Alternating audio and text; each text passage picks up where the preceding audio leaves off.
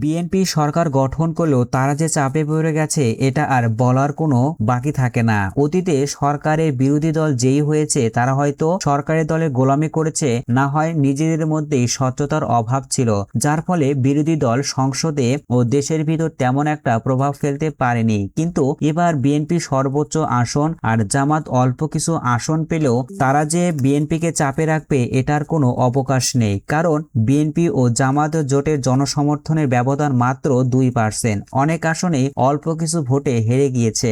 এতে বোঝা যাচ্ছে জামাতের জনসমর্থন বিএনপি থেকে কম থাকলেও বিএনপির ভুল সিদ্ধান্ত আর জামাতের কিছু ভালো উদ্যোগ পাল্টে দিতে পারে অতীতের হিসাব নিকাশ। জনসমর্থনে জামাত বিএনপিকে ছাড়িয়েও যেতে পারে এমনই আশঙ্কা করছেন রাজনীতিবিদরা। এমনই সময় জামাতের নেতা সদ্য পরাজিত ব্যারিস্টার শিশির মনি তিনি ফেসবুকে পোস্ট দিয়ে লেখেন, পূর্বের ঘোষণা অনুযায়ী আমাদের এমপি মহোদয়গণ ট্যাক্স ফ্রি গাড়ি এবং সরকারি প্লট গ্রহণ করবে না। এমনই বক্তব্য আমিরে জামাত ডাক্তার শফিকুর রহমান জামাতের মহাসমাবেশে বলেছিলেন। তা যদি এখন বাস্তবায়ন করে তাহলে জামাতের রাজনীতিতে ব্যাপক ধরনের ইতিবাচক প্রভাব পড়বে।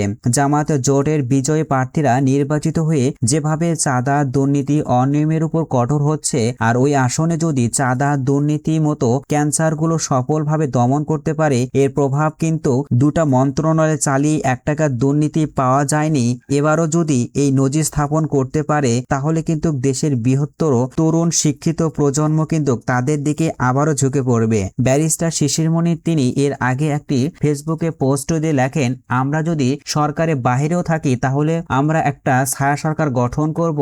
এই উদ্যোগ যদি জামাত নিয়ে বসে তাহলে বিগত 54 বছরের রাজনীতির হরতাল মিছিল মিটিং না করে সরকারের একটা কাজ এই ছায়া সরকার আলাদাভাবে জনগণের সামনে তুলে ধরতে পারে, তাহলে কিন্তু সরকারি দলও চাপে থাকবে, আবার জামাতের যোগ্যতা দেশের মানুষ জানতে পারবে, তাদের কাজের অভিজ্ঞতাও বাড়বে। রাজনৈতিক বিশ্লেষকরা মনে করছে জামাত চাচ্ছে একদিকে বিএনপি সরকারকে চাপে রাখতে, অন্যদিকে ভালো কিছু নজির স্থাপন করে দেশের জনগণের জনসমর্থন নেবে। এখানে যদি বিএনপি সরকার ব্যর্থ হওয়ার উপক্রম দেখায় তাহলে কিন্তু আগামীতে বিএনপির রাজনীতির কঠিন সময় আসতে পারে। সম্মানিত দর্শক, বিএনপি কি জামাতের চাপ সইতে পারবে, নাকি ভালো কোনো উদ্যোগ নিয়ে জামাত বিএনপিকে চাপে রেখে আগামী রাজনীতিতে তারা এগিয়ে যাবে? আপনার মূল্যবান মতামত নিচে কমেন্ট করে জানিয়ে দিন। যারা আমাদের চ্যানেলে নতুন তারা অবশ্যই চ্যানেলটাকে সাবস্ক্রাইব করুন।